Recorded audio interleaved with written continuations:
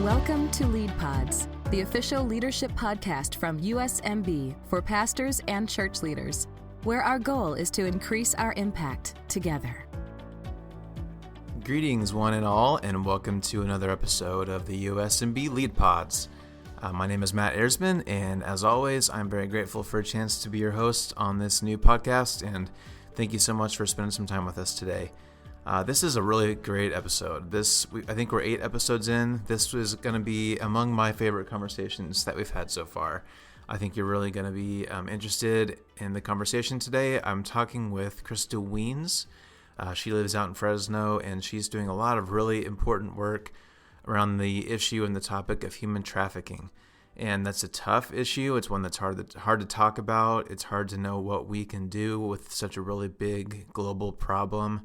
But Christa's great. She had a lot of really interesting information to share, as well as some really practical things that you and I can do just with our individual families to help with both sex trafficking and labor trafficking. So it's a heavy topic, but it's one that we need to talk about. And I'm glad that USMB leadership is willing to tackle tough subjects like this one. So even though it's a heavy topic, I think you'll enjoy it. It's a light conversation with some really great things that we all need to know, and again, some practical things that we can all do to help this issue. So we'll kick things off with a quick word from a sponsor and then get right to this conversation with Christa Wiens.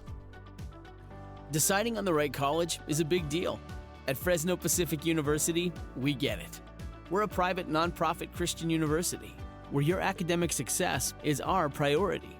Our Mennonite Brethren roots run deep, from the classroom to the field.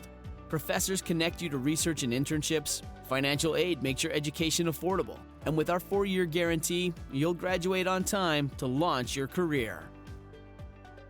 All right. Well, today I'm excited to be joined by Christa Wiens, and she is joining us from Fresno today. She graduated from Fresno Pacific, and she is now currently a student at seminary, and she's active at her church there. And she's active in her work. That's a really cool organization that I'm going to have her explain here in just a second. So, Christa, thank you so much for spending some time with us today. Thanks for having me. Absolutely. And I'm excited. This is a topic that we probably we definitely don't talk enough about. We definitely haven't ventured into this kind of conversation in the podcast yet, but I'm very grateful to have you with us today. But before we get too deep, why don't you tell us a little bit more about yourself, your role at your church, where you work, and whatever else you want to tell us about your life in Fresno. Sure. I've been a longtime Fresno resident, member of North Fresno Church here, and I work for an organization called Central Valley Justice Coalition. It's a faith-based nonprofit that's been in existence for almost 10 years now, and our mission is to partner with the church and the community to prevent human trafficking. So there are a number of organizations here in the Central Valley of California. We really do a lot of partnering together with other organizations, which is a real gift to us and to those that we're serving. And it also allows us to really focus on what we think our strengths are. And for us as an organization, prevention is really our key focus. And we were talking just a second ago, so your role with that organization literally is to do things like this, right? To teach people about this issue and what they can do about it. Is that right? Yeah, that's right. I'm the prevention education coordinator. So I try to find as many ways to educate people as possible. I often joke that if you sit still long enough, I'll tell you all about it. But so we do classes for churches, for the public. We go into schools. We're doing online learning right now. We have a class in partnership with Fresno Pacific that we teach that's available for anyone to take, a self-paced class. So lots of different opportunities to engage and for us to try to just get more information out. I think, as you said, it's something we often don't talk about, but it is very much a part of our everyday reality, whether we choose to engage with it or not. So let's just start with you. Why is this an issue that you care so much about? How did you get to where you are today? Well, I am a mother. Before I was a mother, was a teacher. I care deeply about kids, about education. And at some point along the line, probably 6 or 7 years ago now, my husband and I read a book that really just helped us understand the impact of our everyday choices, called Everyday Justice by Julie Clausen. And it really highlighted the fact that when I make simple purchases, I'm not taking into account how that impacts people around the globe. And so I began to then really evaluate my own role and felt like God really was leading me in this direction towards fighting human trafficking. And so just started looking for an organization that already knew more than I did and was already working at it. And that's how I ended up at Central Valley Justice Coalition. I'm passionate about it because I just really believe that all people are image bearers of God and deserve to be treated with respect and shown love. And I just was confronted with the fact that I was unknowingly making choices that were not accomplishing that goal. Yeah. Well, that's great. And thank you for the work that you're doing. It's very important. Thanks. So like you said, it's an issue that doesn't get talked about nearly enough. I will say over the past, I don't know, handful, maybe 10 years, it has kind of risen to public consciousness maybe a little bit more than it was before then. I don't know hardly anything about this topic, so I'm going to let you lead the way here. But my understanding is there's labor trafficking and there's sex trafficking. Are those kind of the two major things, or how do you kind of break out the different types that we could talk about here? Yeah, you're right. Labor trafficking and sex trafficking would be the two major categories. And I think as we've begun to talk about trafficking more in our culture in the last 10 years even, we tend to highlight sex trafficking. I have some theories about why that might be so, but when we talk about trafficking in the community, that tends to be what people think of first, is sex trafficking. Labor trafficking, however, is also prevalent, and actually the National Human Trafficking Hotline has now identified 25 different types of trafficking in the United States, in all different industries and areas. And the reality is labor trafficking is far more prevalent than we often give awareness to, and it's happening right here as well. So that's a lot of people probably have heard that term and they probably have an idea of what that means, but why don't you explain what labor trafficking actually is? So trafficking in any capacity is essentially the exploitation of someone's vulnerability for another person's profit through force, fraud, and coercion. So manipulation, leading a vulnerable person to be taken advantage of. So in a labor trafficking situation, again, we see so many different stories of this, so I don't want to give the impression that it only looks one particular way. But it's often a case of someone who needs work, needs employment, believes that they are going to get a certain kind of job, and then are being tricked into a different kind of job, or they are agreeing perhaps to a lesser paying job, but once they get there, then they find out they're actually not allowed to leave, or their papers are taken from them, or maybe they're threatened that if they complain, then this trafficker will report them to ICE or to the authorities in some capacity. And again, this is one of those things where I think it's just a lack of education, because when this first started rising to the surface, I think a lot of us, it was hard for us to wrap our minds around that this is happening in America, right? This seems like something. We're not too shocked that it's happening other places, but it's hard for us to believe that it's happening here, but it is, right? Do you have any numbers or stories to back that up? Yeah, I mean, just last year, Fresno actually prosecuted the first successful labor trafficking case in California. And it was a case in an agriculture industry where there were some individuals who had immigrated with the hopes of working. You know, here in the Central Valley, we have a ton of produce that gets picked often by immigrants, often for low-paying wages. It's not uncommon for people to come to California in the hopes of making money that they can send back home. So these were individuals who came for that purpose, hoping to work, and actually their papers were taken from them. They were forced to live in certain areas. They weren't paid. They weren't allowed to leave. Those are the things that are happening really regularly here. And often the structures that we have set up about how we purchase things in the United States help enable that, because you and I can walk into a Target and buy whatever item of clothing or food or whatever it is that we want, and we don't have to ask about where it came from. We're only interested in how cheap I can get it and whether I can find it cheaper somewhere else. You know, I'm quicker to go fight for a price match at the customer service desk than I am to actually do research about who's making that shirt that I'm looking to purchase. So the reality is we as consumers feed this problem often without knowing it. And that's crazy. And I want to get back to that. Well, because I want to talk more about the consumer thing, but again, just a little bit more background. Like for so many of us, slavery just feels like an issue that should be over by now. Like it's mind-boggling that this stuff is still happening. So are the bad guys just really good at being sneaky, or like how does this keep happening? Yeah, well, that's a good question. I think that point that you just mentioned is really important. We do think that slavery ended, that doesn't really happen anymore. And I want to be clear that a lot of what we're talking about right now, we're using different words than maybe would have been used a century ago, but it's often the same thing. It's not often as much race related. Trafficking victims are across all socioeconomic categories. But, in the transatlantic slave trade, there were 12 million individuals.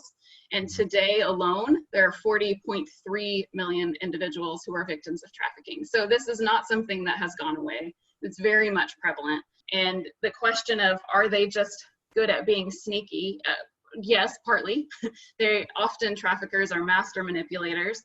They're good at finding loopholes, but also we have problems in our system. Again, just talking about what we were just mentioning with how we purchase our goods, we're relying on somebody else to ensure that people are treated properly.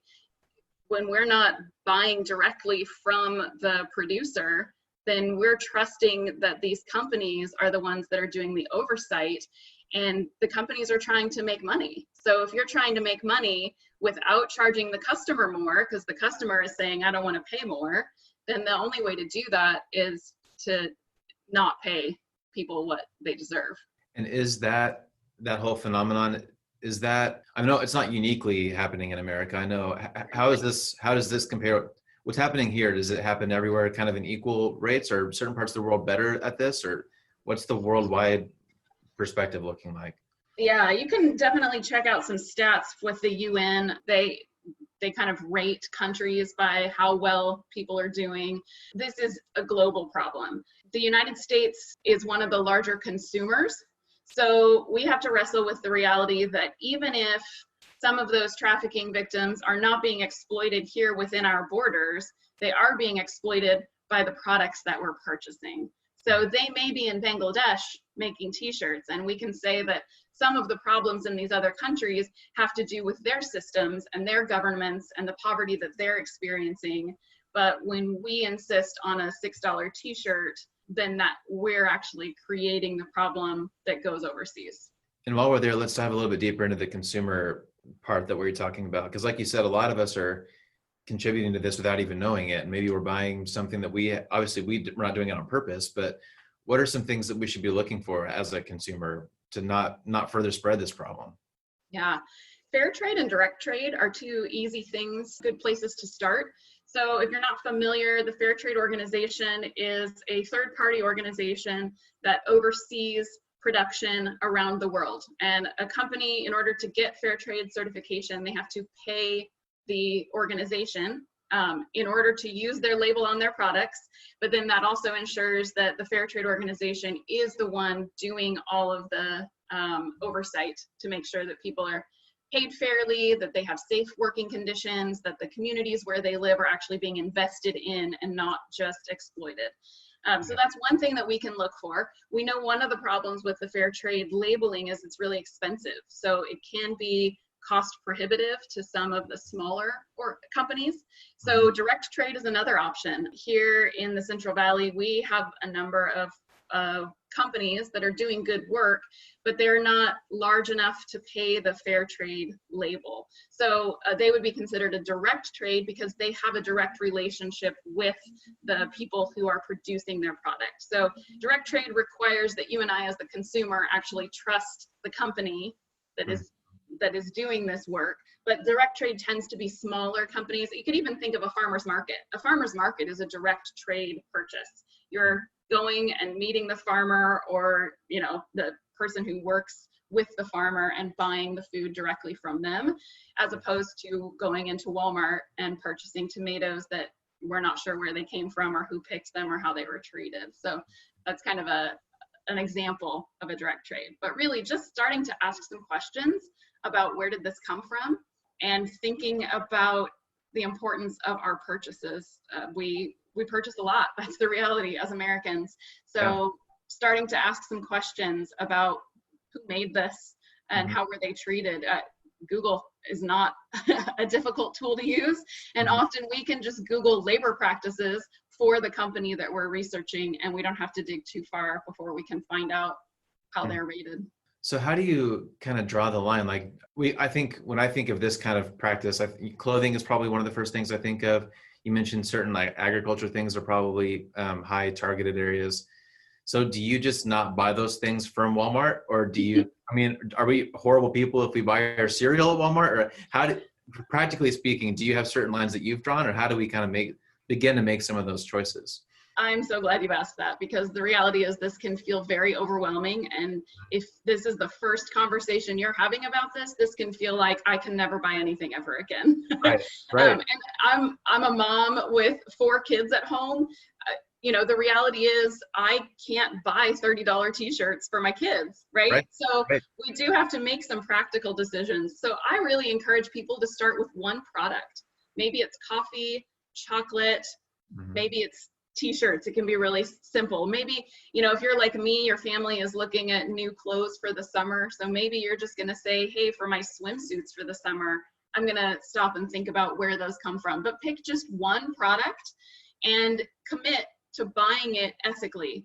Maybe you say, for the month of July, I'm only going to buy fair trade coffee. And then just see where that takes you. Start with one thing and allow yourself to grow from there. But if we get stuck in thinking that we have to do all of it at once, then we tend to just throw up our hands and say, this is impossible and I can't possibly make any difference here. So if you start with coffee and I start with swimsuits and somebody else is paying attention to their produce, then we actually start to make systemic change. And I imagine this is where the research is important, because I would imagine that not every cheap cup of coffee is bad, and not every expensive cup of coffee is good, right? That's exactly right. Some of the expensive brands are probably just as bad as the cheap brands. So this is the research probably comes into play. Is that true? That's absolutely right. Yeah, you might think that if your shirt cost $40 that you're fine, but we know that some of those upper end companies are just as guilty of trafficking people. The reality is all these companies are trying to make a profit. So the research piece is really important. There are some good tools out there. They tend to keep changing, but there are some companies that rate other companies. Good On You is one that comes to mind, where they have an app and you can actually look things up and help see how they've been rated and how those companies engage globally. So that can be helpful. Okay, cool. So another thing that kind of comes to my mind in this discussion is I'm curious of the kind of downstream effects. So let's say a bunch of people stop buying from a company that's known to have bad practices. Are the people that are employed or enslaved by that company, do they end up getting hurt by that? If that company is getting less money, how are the people that are being enslaved actually affected if we start changing our patterns? Yeah, that's a good question too. You're right. This is not a simple solution. And often when we're talking about trafficking overseas, we're talking about governments with which we may not have control. We're not going to be able to change all of the situations there. But if we take, for example, just a t-shirt, and if we commit that we are no longer going to buy a t-shirt that we can't verify where it came from, there may be some short-term job losses. But what happens is we start to identify those other retailers that are producing clothes ethically, and we just haven't been paying attention. So then those retailers get more business and they hire more people. And what we hope is that then they hire people who haven't been making a fair wage and they begin making a fair wage. We're not necessarily going to stop buying produce and clothing and coffee. We just want to be doing it in a way that helps sustain communities and takes care of individuals. So is another kind of good first step, is buying local kind of a good first place to start, or not necessarily, or how would you rate that in this conversation? Buying local is a great first step. Yeah, you can walk into a store and have a conversation with somebody and ask them how they make their product and where it's from. You establish a relationship. When we buy local, we tend to then share about that on our social media, and we encourage people to shop there, and all those things help the individual, but they also help the community where we're living, right? And we get to keep a closer eye on that. So much of the problem right now is the globalization of our economy, where I don't have to look someone in Bangladesh in the eye and wonder about their life. I just get to buy a t-shirt and be removed from it. So to have actual relationship with people is always an improvement. Yeah, well, that's great. That's already super eye-opening. We might come back, but I want to change gears a little bit and talk about the sex trafficking stuff. We haven't gotten there yet. And yeah, obviously the labor stuff is horrible, and it's, hopefully we can make a dent in this in our lifetime. But to me, the sex trafficking stuff is what just sinks to your heart. And it's just horrible, horrible things are happening that are just hard for us to wrap our minds around. And again, we mentioned, I think it's starting to get a little bit of traction. People are talking about it more than they used to. I'm thinking back of the Taken movie, but yes. like that's kind of when maybe things started to kind of level up a little bit. But why don't you just start this conversation by telling us the kind of the current state of that problem? Yeah. I want to just say first, I'm really glad we started with labor trafficking. I think, as you mentioned, sex trafficking tends to, in our culture, grab our hearts a little bit differently. Mm-hmm. But the reality is people in labor trafficking often spend their entire lives in that situation. Mm-hmm. So it is no less tragic. It's horrifying. And I'm grateful that we're addressing it, especially because I think often we don't want to address it as Americans because we have to change more. Sex trafficking actually allows us a little bit of separation. For most of us, we can say, oh, that's not my story. I'm not responsible, so I can jump in and try to help it. But with labor trafficking, we are responsible and we have to do something differently in our own lives. Yeah, so, I'm glad you said that. That's a good point. Yeah, so thanks for starting the conversation that way. I appreciate it. Sex trafficking is a reality. Liam Neeson and Taken is often what we think of. But the reality is very few victims are first taken by force. What we're often dealing with is fraud and coercion in the initial stages, although we know that force is almost always used to keep a victim locked up. When I say locked up, I don't necessarily mean locked behind a physical door or chained. Traffickers use psychological chains to make their victims believe that they have no other choices. So some examples would be a girl who, maybe she's a teenager right now. She doesn't have an outlet. She's stuck at home. She can't go to school. Her, we're in the middle of this COVID stuff, right? So her sports have been canceled and all the normal outlets are gone. And maybe her parents are still essential workers. And so she's home by herself. Well, the only way that our teens have to really engage right now is online. Social media, gaming, Zoom calls, all of these things are happening in all of our homes. Even those of us who have been really protective of our kids are finding some of those boundaries have had to shift. So what we're seeing right now is traffickers taking advantage of those opportunities to reach out, to be a listening ear, to often appear as if they are the same age or the same gender as the victim, but in reality they may not be, because of course we know online we can create our own personas. So they reach out and they establish trust and they build a relationship, and then they slowly begin to drive a wedge between the victim and whatever support system they may have in place. They start to say, see how your parents didn't listen to you last night when you were so upset? That's why you can only trust me. Or they start to say, it's so unfair that your family won't allow you to go anywhere. Come meet me and I'll take you where you want to go. And sometimes it doesn't take very long. I'm telling this story and as adults, we think, well, it might take me months to get there. But for a teen, it may only take a week before they feel like they know this person. They've spent hours talking to them and this is my friend.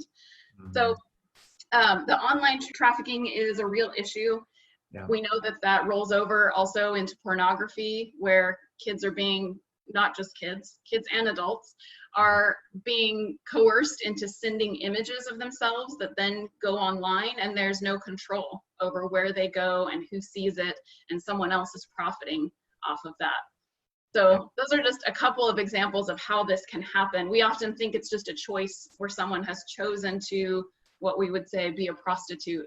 But the reality is they, in every situation that I have heard, they have actually entered into, even if they would say that they've made that first choice, they made that first choice because they didn't have the complete picture. They didn't fully understand what was going to happen, and then they were in a position that they couldn't get out of. Mm-hmm. And this is one of those things where we just have to keep talking about this, right?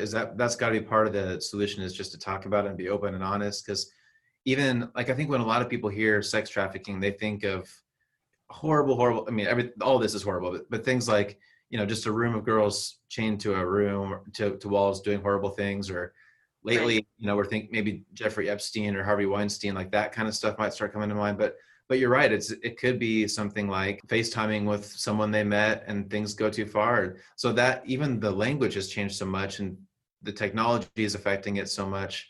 So is just talking about it openly and honestly kind of one of the best things we can do, or where do we go in this, just the mess that we're in? I do think it's really important that we be talking, especially to our kids. The average age that kids are exposed to pornography right now is between 9 and 11, and that data is actually a couple years old. So knowing that I have a 6-year-old who is now online for school, I have no doubt that that first age of exposure will be much lower. And if we're not talking to our kids about what's out there, then what happens is they see it and they turn to places like Google to help them understand it. Mm-hmm. It's hard for us as parents because this is not something we want to talk to our kids about. We wish that they didn't have to know about it. So we tend to try to put off these conversations as long as possible. And those of us in the church are maybe especially guilty of this. I say guilty for the right reasons. We want to protect our kids. So I just want to say there are appropriate ways to have these conversations. But if you think about even as early as 3 and 4 years old, if your kids are on a smartphone, they need to be getting some instruction about what to do if something pops up that you didn't want to see. Yeah. And there are some good resources. There's a book called Good Pictures, Bad Pictures that's available on Amazon, and a website called Protect Young Kids. For some older college students and adults, there is Fight the New Drug, which is another great organization that's helping people understand the impact of pornography. So there are ways to have these conversations, and there are people helping lead these that we can learn from, but we are doing a disservice if we wait until a problem occurs before we talk to our kids. We wouldn't wait to talk about brushing their teeth until they had a cavity. Right. And I want to go back to, I think we started here kind of, but even the definition of trafficking, because a lot of what we're talking about right now, maybe parents or maybe victims wouldn't necessarily call some of these things trafficking. So do you want to talk about that? Like how is that word being applied in these kind of situations? Yeah, it's important for us to know that for a minor under the age of 18, force, fraud, and coercion, which are the terms we typically talk about in proving trafficking. If a minor is in a situation, force, fraud, and coercion don't need to be proven.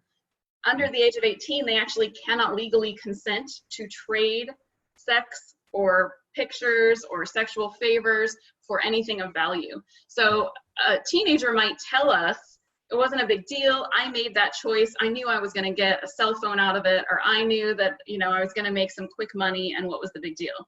And what we as adults need to understand is that actually is already a trafficking situation, just because they traded something that we as a society have said they aren't allowed to decide to trade. So yeah, I think that's a big misconception. Again, it's the exploitation of another person, either for sex or labor, so that the trafficker can make money off of them. So a trafficking victim often believes that they're going to get rich quick. They're going to make a lot of money. Traffickers show pictures of stacks of bills, and even trafficking victims often become recruiters. And so a woman may see other women showing, fancy jewelry and cars and all these kinds of things, without understanding that actually the trafficker is the one that is going to keep that money.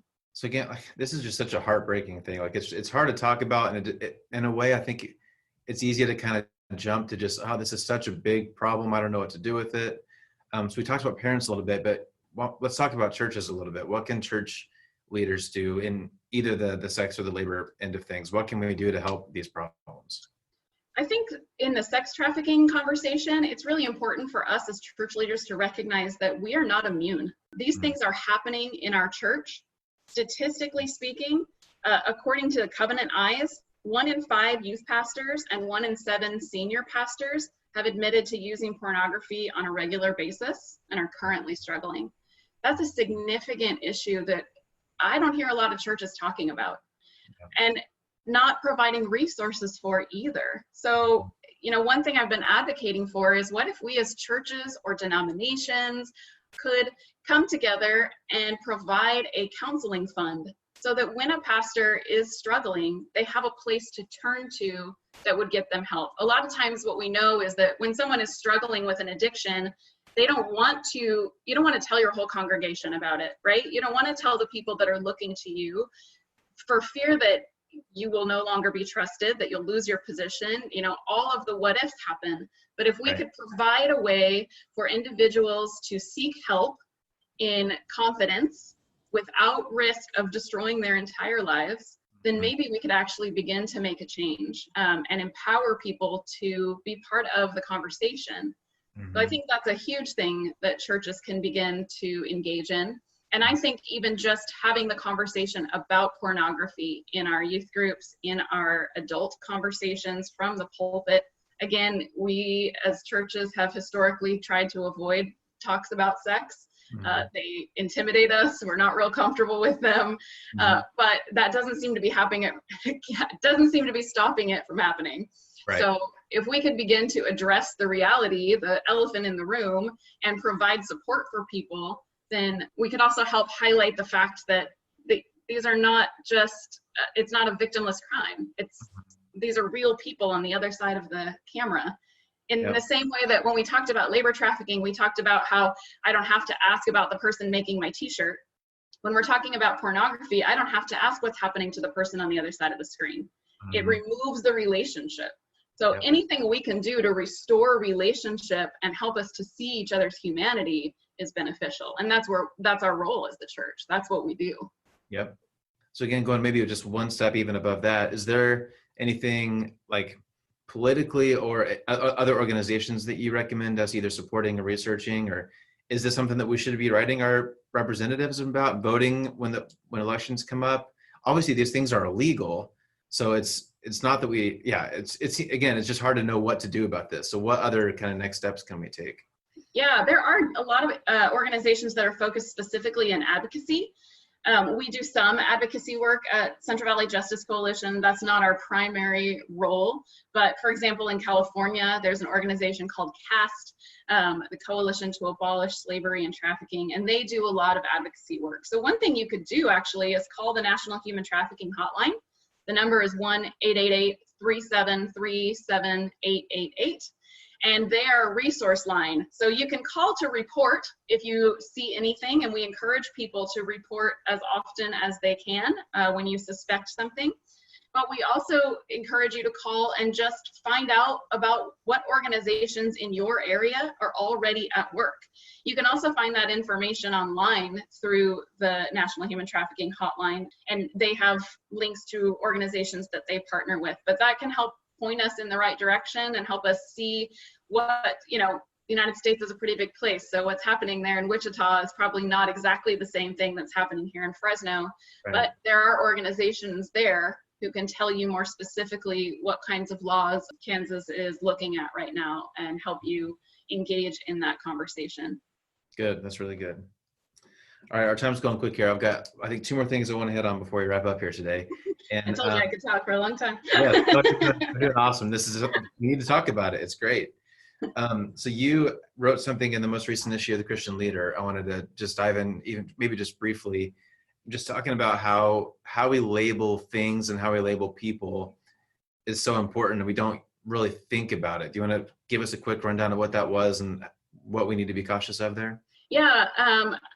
The article was about labels, and I think it ties in with what we've been addressing here today, which is that putting a label on someone allows us to not have to see their whole story. So 10 years ago, when Central Valley Justice Coalition first kind of came onto the scene, even then the way that victims were talked about was different. The labels that were used were often about blame. And so CBJC and others have really helped shift that narrative. And we can see this even in the way that law enforcement engages. The police department here would tell you that 10 years ago, they arrested victims and locked them up and felt like they were doing their job. And then at some point, everyone began to listen to the stories behind the labels that we'd given them. And when we began to hear their stories, then we realized that actually there was more going on that meets the eye. Mm-hmm. So this allowed us then to begin advocating for services for victims instead of punishment for victims. And then we could shift our focus to help instead of to punish. What happened, however, is that then we were quick to slap some labels on some other people. So we looked now at the traffickers and we labeled them as monsters and, horrible people, and they were no longer in need of help. And in the last few years, even since I've been part of this organization, we've really started to listen to the stories of traffickers as well. And it's hard because we're not making any excuses for their behavior, but we are beginning to recognize that just like with victims and survivors, the stories of traffickers reveal a depth that we maybe have overlooked. The truth is, often traffickers come from similar situations as victims. They come from the same systemic injustices and poverty and broken homes and lack of education. And those are things that we can make an impact in, but we have to stop labeling each other and we have to start listening to each other.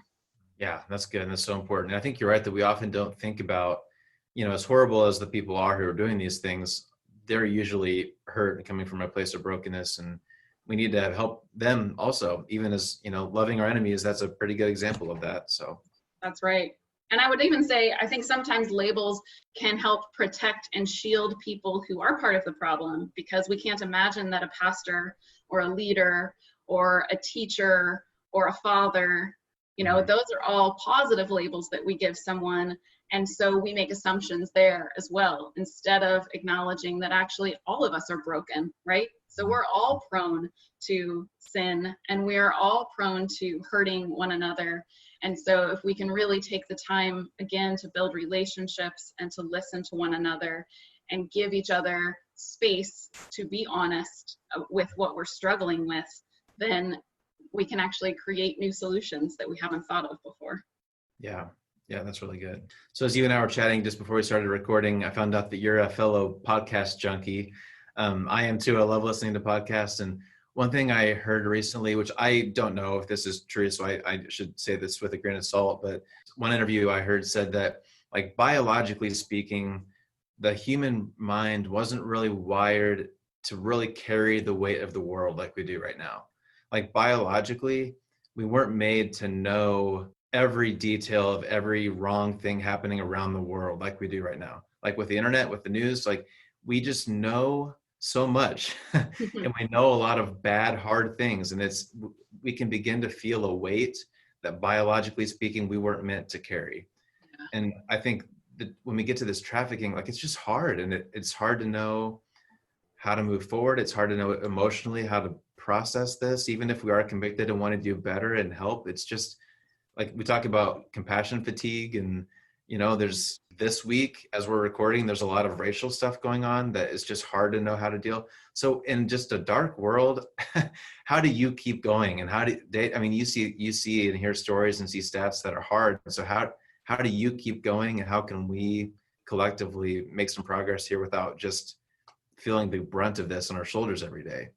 Yeah, I am a naturally empathetic person. I care deeply about these things, and I am definitely prone to that feeling of overwhelm about social issues, about systemic injustice, and all these, it can be so incredibly heavy. And several years ago, there was a woman from International Justice Mission that I heard speak, and she talked about when the world seems too big, that we make our world smaller. So rather than me trying to figure out how I can cure, Uzbekistan cotton industry, that actually I can look at my world. And my world right now is the 7 people living in my home. So what can the 7 of us do that can make a difference? And maybe that's that I'm talking to my kids about how to stay safe online. And maybe that's that I'm being careful about the products that I buy. And even that those two things are making a difference. So if we just make the world a little smaller, focus on what we can do where we are, then we actually end up influencing other people. I can say that some of the best conversations that I've had are not around my work, because a lot of people feel overwhelmed by what I do. They don't want to, I've had people say, don't tell me, I don't want to have to know. But some of the better conversations I've had are simply from serving a cake that's made with fair trade chocolate. And when I say fair trade chocolate, people say, what's fair trade chocolate? Mm-hmm. And then I have an opportunity to share about it. And that encourages other people then to pay attention to their chocolate purchases. Right. So it may seem really small, but we've actually created a larger impact. Yeah. Oh, that's good. I like that. You want to have a global perspective, but I like the idea of keeping your world a little bit smaller. I think that's, especially these days, that's a wise thing to do. So, yeah. Christa, you are awesome. As we're wrapping up here, anything that we haven't hit you want to dive into, or any kind of last things that you want to help us, any other baby steps we can take here, or how can we wrap up today? Well, if you would like to learn more, if this is something that has really sparked an interest for you, the first place I would direct you is to our class with Fresno Pacific Center for Online Learning.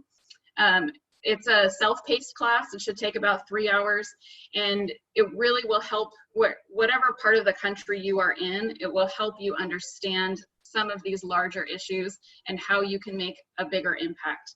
Mm-hmm. If you're part of a church, I encourage you to start asking your church to engage in this. Have them start learning about the issue where you live, and maybe partner with an organization that's already working there. But yeah, little things that we can begin doing right now, even in strange situations. And then the last thing I always tell people is to report. If you see something, even if you're not sure, call the National Human Trafficking Hotline. They will help you understand whether it's worth reporting, and they'll pass it on to law enforcement if they need to. But you learn by making the phone call, and you may help somebody out in a dangerous situation. So please report things that you see and are concerned about. Well, Christa, thank you again for just the great work you're doing and for sharing your insight and time with us today. This has been great. I hope people take away some of the things we've been talking about, maybe make some different choices. And yeah, it's been great. Thank you very much for your time. Very grateful. Thanks so much, Matt, for having me. I really appreciate it.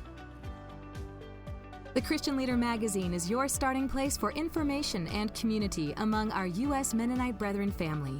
With news stories, features, columns, and bi-weekly email updates, The Christian Leader is your source of connection to our broader USMB family. Subscribe to C-Link, our bi-weekly email newsletter, at www.christianleadermag.com. You can also subscribe to our print magazine online or by contacting your local MB Church office. Christian Leader, connecting and informing our USMB family since 1951. Well, again, I just want to add my word of thanks to Christa for a really great episode today. Again, thank you for your time listening. This is just a topic that the church historically maybe hasn't done super well in addressing, and I hope that we can continue to have conversations like this that will lead to more education and awareness of the world that we live in, and some small steps that we can all take to make the big world a little bit smaller, like Christa was saying, and chip away at some of these really big issues. So I know a lot of you listening are probably planning on coming to the big convention this July in Kansas City. And of course, that all changed with coronavirus, and it's a bummer that we can't meet, but there's still a lot of cool things happening. As you've probably heard by now, the next several episodes of the podcast will feature guests that were supposed to be our featured speakers at the convention. So actually for the rest of July, instead of every other week, we're going to have a new episode every Friday. And so for the next 3 weeks, you can keep a lookout for that wherever you're listening today. Be sure to subscribe so you don't miss an episode. But the next 3 episodes will feature speakers who are going to be our convention speakers. And I think you're going to really enjoy it. We've got some really great episodes coming your way soon. So again, wherever you're listening, please do subscribe. And if there's an episode that you particularly enjoy, we really would love your help to spread the word. We'd love for more and more people both in the USMB family and beyond that. If you know anybody else who might be interested in these conversations and enjoying podcasts, we'd love to spread the word and help the show keep growing. So thank you again so much for your time today, and I hope that you have a great week, and I will see you back here next Friday. Thanks for listening to Lead Pods. Make sure you don't miss an episode by subscribing to our show wherever you're listening today. Learn more by visiting usmb.org. And be sure to follow us on Facebook, Instagram, and Twitter. We'll see you next time as we learn more practical tools to increase our impact together.